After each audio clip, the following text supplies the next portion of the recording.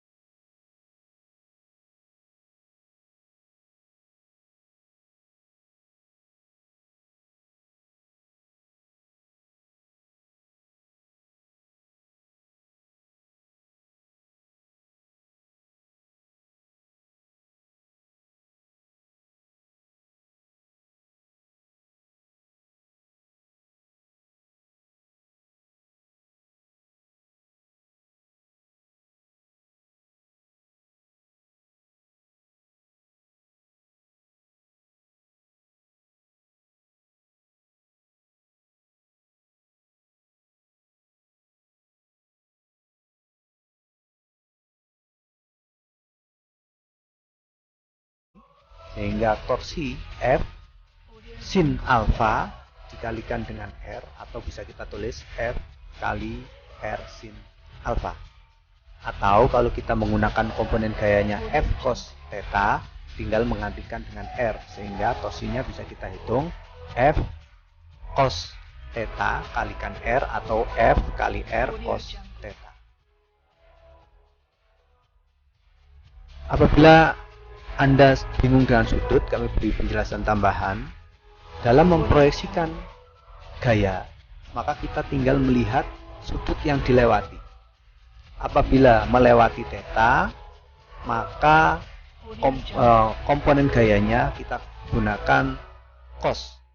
Contohnya ini, gaya F ini kalau kita ingin memproyeksikan pada sumbu tegak atau sumbu Y, maka proyeksinya bisa kita tulis yang dilewati kan sudut theta, F cos theta. Karena apabila menyapu atau melewati sudut, maka gunakan cos. Apabila tidak melewati sudut, maka sin. Sehingga F ini kalau kita proyeksikan pada sumbu Y, dia melewati sudut theta, maka R cos theta. Sementara sudut yang tidak dilewati ketika kita belokkan ke sumbu Y adalah alfa, maka bisa kita gunakan F sin alfa. Demikian juga kalau kita proyeksikan pada sumbu X atau sumbu horizontal, maka kita harus merebahkan, dan ketika rebah melewati sudut alfa, maka kita gunakan F cos alfa atau bisa juga F sin theta. Kenapa kok F cos alfa? Karena sudut alfa yang dilewati, maka menggunakan.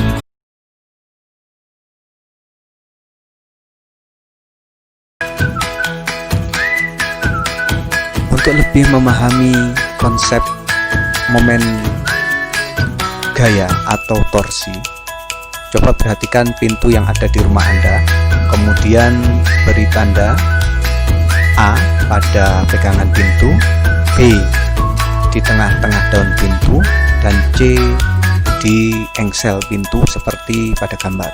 Kemudian coba dorong atau buka pintu dan rasakan gaya yang dibutuhkan pada titik A. Ini pada pegangan pintu, dorong hingga pintu terbuka. Kemudian coba juga mendorong pintu hingga terbuka, tetapi dorongan diletakkan di tengah atau di titik B. Kemudian coba untuk mendorong pintu dekat dengan engsel. Manakah dari titik-titik tersebut yang membutuhkan gaya dorong lebih besar?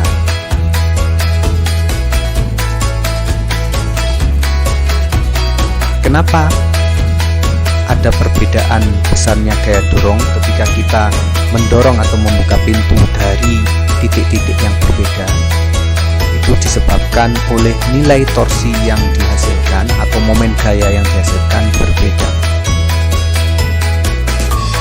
Ketika kita mendorong pintu dari titik-titik yang berjarak berbeda dari poros, maka nilai torsi yang dihasilkan akan berbeda.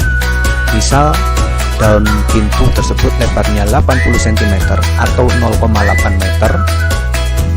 Kemudian titik A pada pegangan kita beri jarak 80 cm, titik B karena di tengah 40 cm, dan titik C karena tepat di poros kita beri jarak 0 cm karena jaraknya selalu dihitung dari poros.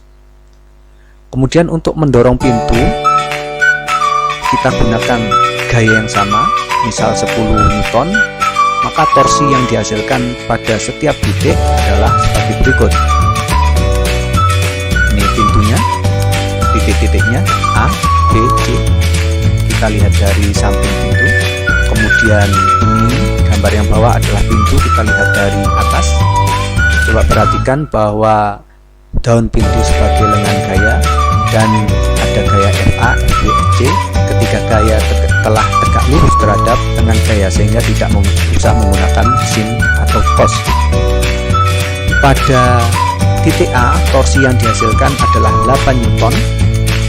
Pada torsi B, titik B, torsi yang dihasilkan adalah 4 Newton, dan pada titik C, torsi yang dihasilkan adalah 0. Sehingga dengan dorongan atau gaya yang sama yang kita berikan, yakni 10 Newton tadi, momen gaya atau torsi terbesar akan dihasilkan pada titik A. Kenapa dihasilkan terbesar pada titik A? Karena titik A berada paling jauh dari poros, sehingga lengan gayanya akan paling besar. seperti ini, kita lihat bahwa RA 0,8, RB 0,4 dan RC 0, sehingga RA-nya paling besar, maka torsinya akan paling besar juga. Karena torsi yang dihasilkan paling besar, maka dapat kita simpulkan bahwa pada titik A lah atau di gagang pintu lah, titik di mana kita bisa membuka pintu dengan gaya dorong terkecil. Karena dengan gaya yang paling kecil pun, kalau lengan gayanya besar akan menghasilkan torsi yang besar. Dan seperti kita ketahui bahwa torsi adalah besaran yang menyebabkan benda berputar. Kasus lain, contoh ada jungkat-jungkit, porosnya ya. Kemudian ada dua orang, A dan B. A ini bermassa 20 kg sehingga beratnya 200 Newton. Sementara B bermassa 15 kg sehingga beratnya terhitung 150 Newton. Di manakah A harus duduk agar jungkat-jungkit bisa seimbang? Apabila B berada atau duduk 2 meter dari poros. Untuk menyelesaikan permasalahan ini ada beberapa catatan. Yang pertama, torsi yang searah jarum jam dianggap positif, dan torsi yang berlawanan arah jarum jam dianggap negatif. Dan agar seimbang, maka total torsi yang berada pada sistem ini harus sama dengan 0.